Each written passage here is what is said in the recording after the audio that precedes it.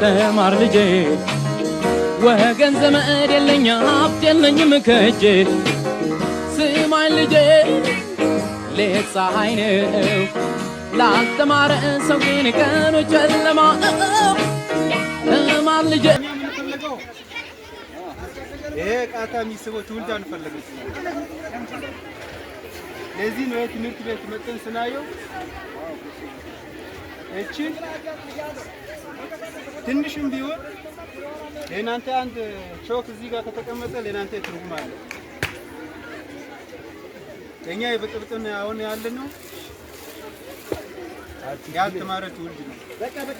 ስራ አጥቶች ናቸው። ስራ ሲያጡ ወደ ይገባሉ። ወደ ጫካ ገብተው ተመልሰው ለኛ ኢዳ ሆኖ እናቶቻችን ይዘርፋሉ። ማኪና እንደፈለገ ወንብድና ስራ ይሰሩ። ለኛ ፈተና የሆኑ እሱ ነው።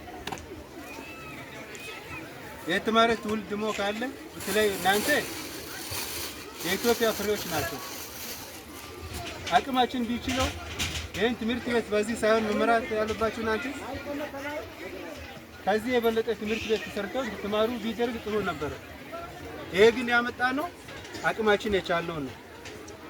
በህይወት እስካለን ድረስ የአንድ ብርም ይወት ምንም ቢሆን ሌላ የሚያስፈልጋችሁ ነገር ካለ እንዲህ የተነጋገርን አቅማችን የሚችል ሁሉ አንድ እስክርቢቶ ለአንድ ተማሪ ትልቅ ዋጋ አለ። ምናልባት ላልተማረ ሰው አንድ እስክርቢቶ ብትሰጠው ምን ላድርገው ሊል ይችላል። ይሄ ክላሽ ብትሰጠው ደግሞ ነፍስ ለማጥፋት ይፈልገዋል። ይሄ ለዚህ ትውልድ አያስፈልግም። እስካሁን የፈሰሰው ደም በዚህ ይበቃል። የኛ ቃታ የሚሰብ ትውልድ ሳይሆን ምን ፈልገው የተማረ ትውልድ ተፈጥሮ እቺን ሀገር እንዲተርክብ እኛ የእድሜያችን አልፈዋል። እቺን ሀገር ምን አሰርክበው ለእናንተ ናቸው። እናንተ ደግሞ ከዚህ በኋላ ትምህርት ከጨረሳችሁ እንደፈለጋችሁ አድርጉ። ኢትዮጵያ የማንም አይደለም። ብሔር የለም፣ ሃይማኖት የለም። በአንድ ስም ኢትዮጵያ ብቻ እስካሁን አባቶቻችን ለኛ አቋይቶናል።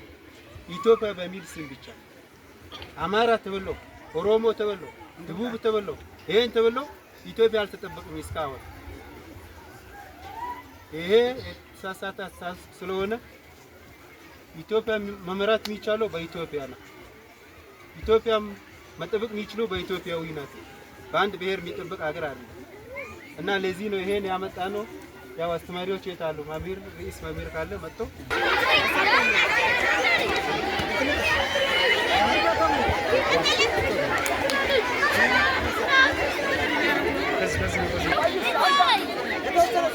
ከፍ ያላችሁ ውስጥ ያብራችሁ